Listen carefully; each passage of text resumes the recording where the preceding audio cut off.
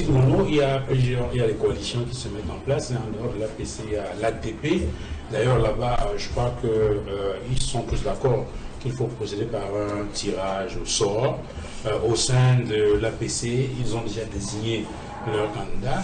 Et il va certainement avoir d'autres coalitions qui vont se mettre en place. D'ailleurs, on a appris cette semaine qu'il y a une autre coalition qui s'est mise en place avec le bâtonnier Akere Mouna, avec d'autres formations politiques comme l'UPC.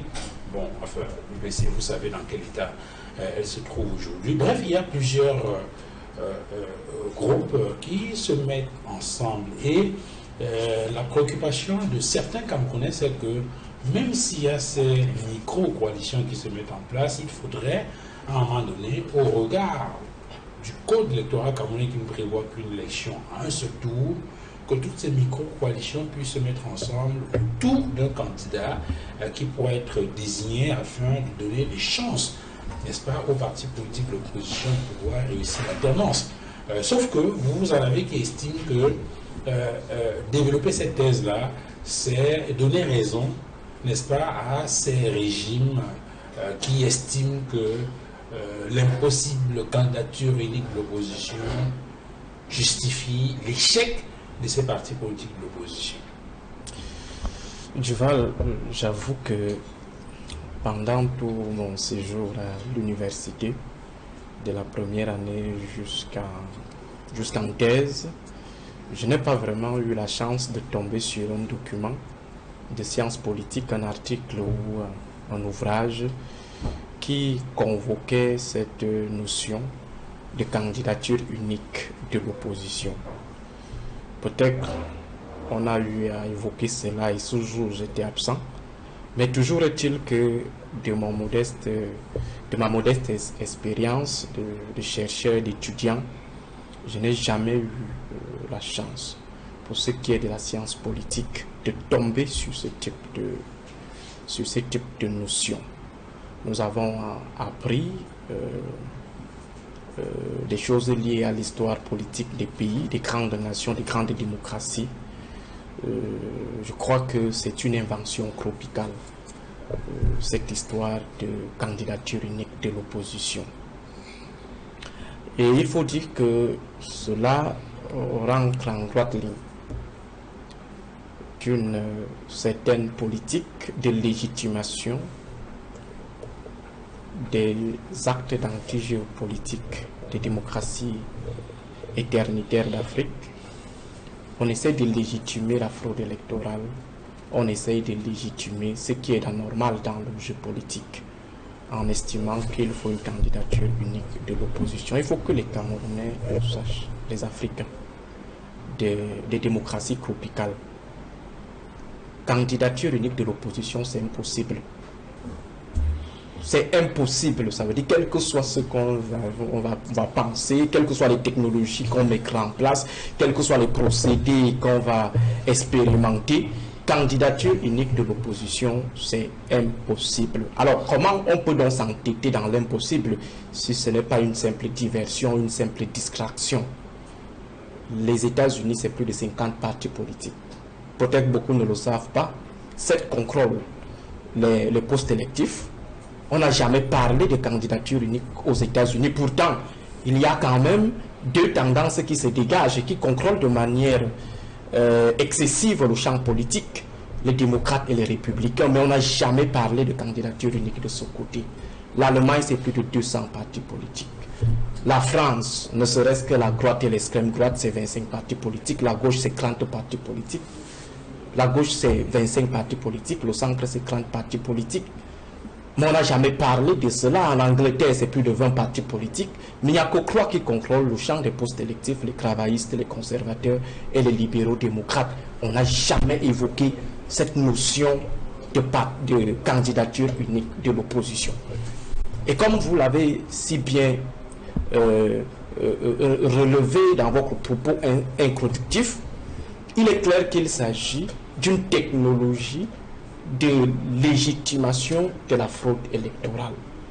Ça veut dire que faire croire à l'opinion nationale et internationale que si l'opposition perd continuellement les élections en Afrique, des démocraties tropicales ou éternitaires, c'est parce que l'opposition n'arrive pas à dégager un candidat tout à fait unique. Or, c'est pas ça le problème. C'est les cabinets parisiens. Si l'opposition continue de perdre les élections en Afrique, c'est à cause de 4 éléments fondamentaux. Le premier élément, c'est la fraude électorale. Quand on a des élections libres et transparentes, si ça ne donne pas, on reviendra donc dire au peuple que vraiment l'affaire là, c'est à cause, s'ils ont encore perdu cette année, si c'est à cause de ce manque de candidats uniques de l'opposition. Le deuxième élément, c'est la répression politique contre les opposants. Qu'on arrête de réprimer les libertés politiques, les libertés d'expression en Afrique tropicale, et qu'on revienne dire aux gens qu'ils ont encore perdu cette année-ci parce qu'ils n'avaient pas un candidat unique. Le troisième élément, c'est la corruption électorale. Qu'on arrête d'utiliser l'argent de l'État pour aller corrompre les masses qu'on maintient dans la misère avec les boîtes de conserve. Et puis on reviendra nous dire que bon, s'ils ont encore perdu, si ces gens de l'opposition ont encore perdu, c'est parce qu'en fait, ils n'ont pas dégagé un candidat unique de l'opposition. Et le quatrième élément, c'est l'activation du tribalisme. Qu'on arrête de perpétuer cette politique du mieux divisé pour mieux régner. Et on reviendra donc après voir ou alors justifier la défaite de l'opposition par le manque d'une candidature unique. Il faut dire que au niveau des officines néocoloniales ou alors des officines des régimes en place, il y a juste une stratégie de légitimation de la fraude électorale. Et en face, nous avons ces logiques clientélistes qui sont entretenues par cette opposition de l'allégorie de la grande prostituée, c'est-à-dire des opposants prostitués de luxe, des opposants prostitués de rue, qui ont compris que on peut procéder à la surenchère politique, avoir plus en essayant soit d'infiltrer l'opposition, soit en essayant de démanteler toute dynamique de mutualisation des forces de l'opposition. Alors ce sont ces opposants prostitués de luxe et prostitués de rue qui sont derrière cette promotion de l'impossible, de quelque chose qui est impossible, à savoir la candidature unique de l'opposition. Donc, Duval, nous croyons qu'aujourd'hui, le Cameroun n'a pas besoin d'un messie de l'opposition. Christ roi de l'opposition, on n'en a pas besoin. Ce qui nous importe, pour ce qui est des élections à venir, c'est que l'ordre dominant arrête les actes d'anti-G. Que l'ordre dominant arrête les actes d'anti-G. On les a cités ici. La fraude électorale, la corruption électorale, la répression, la brimade des opposants et l'activation du tribalisme. Et que de l'autre côté, les opposants de l'allégorie de la grande prostituée qui deal avec le régime, soit en plein jour, ça veut dire qu'ils font la prostitution en plein jour, en chantant les louanges du renouveau, tout en revendiquant la toge d'opposants, ou alors qu'ils deal la nuit, ils partent dans des appartements du régime, livrent ce qu'ils ont à livrer, le soir, avant 4 h du matin, ils ressortent, ils essuient la bouche et viennent nous dire qu'ils sont opposants. Si cela veut effectivement avoir une mutualisation de forces, on les attend dans la lutte pour l'assainissement du jeu électoral. Qu'ils se mettent ensemble. Il y a eu une plateforme, par exemple, pour revoir le code électoral. Cette plateforme-là a réfléchi, je crois que c'était cette partie politique ou 8. Elle s'est réunie, les travaux ont été bien menés, mais on n'a pas compris comment le jour de la présentation, le jour prévu pour la présentation, je crois le 24 novembre 2021, à l'hôtel Hilton de Yaoundé sans publicité, le jour où ils doivent présenter les choses au monde entier pour dire que bon, nous avons réfléchi, voilà le projet de code électoral consensuel que nous proposons aux Camerounais, à l'État du Cameroun. Ce jour, ils ont été effrayés par un sous-préfet. Pas 2 sous-préfets ou 3, ou un préfet ou un gouverneur, ils ont été effrayés par un seul sous-préfet, le sous-préfet de Yaoundé 3. Il les a effrayés et ils ont reculé. Or, dans leur rang, mettons de côté ceux qui n'ont pas d'élu, on allait dire qu'ils sont venus faire les outrages aux institutions, et or qu'ils sont venus faire l'insurrection. Il y avait au moins 4 partis politiques qui avaient des élus. Le PCRN, 5 députés. le SDF 5 députés, l'UDC 4 députés, je crois également l'UMS a deux députés. Ça fait environ 16 députés. Ces 16 députés n'ont pas pu établir le rapport de force entre la plateforme et le sous-préfet. Je parle d'un sous-préfet. C'est lui qui a menacé ces cas et ils ont reculé. Alors, si, ne serait-ce que sur la proposition d'un projet de code électoral consensuel n'arrive pas à être ensemble pour faire bloc et affronter un sous-préfet, je ne sais pas si c'est dans le cadre d'un projet un peu plus élevé, comme celui d'un candidat unique de l'opposition, c'est là où on fera finalement front. Vous avez parlé des tirages au sort. On fait le tirage au sort, on a voulu tirer, comme on a voulu tirer, comme on a voulu tirer, comme on avait tiré au sort les habits de Jésus-Christ. On va tirer au sort. Le tirage au sort veut dire qu'on se remet à la chance. On croise tout simplement les doigts. On sait, on dit vraiment que la bille ne tombe pas sur M. Jean-Robert Wafo qui est de l'opposition de la grande prostituée.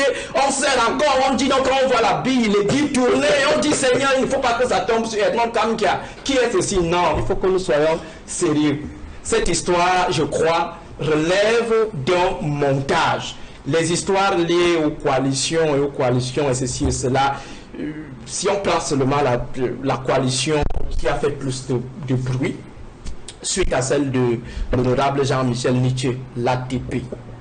L'ATP, même pas 6 mois. Chacun court dire qu'il est lui, candidat de son côté. Imaginez donc si l'honorable Jean-Michel Nietzsche avait accepté ces gars. Avant que le coq ne chante, combien de fois? 3 fois. Ils se seraient lancés dans leur projet individuel. Et cela leur aurait permis d'aller mieux dealer avec le renouveau qui allait saluer, comme Rifo l'a dit tout à l'heure. Donc ça n'exclut pas que dans leur jubilation, qu'ils appellent ce qui leur ont permis de démanteler. Donc qu'ils les appellent et qu'ils leur offrent un peu de... C'est clair. De cacahuètes au moins. J'ajoute même de l'eau. Vous avez parlé, n'est-ce pas, de cette coalition pour la révision du processus électoral. Je vais vous dire, je vais vous faire une révélation. Et tout suivait en direct ce qui se passait.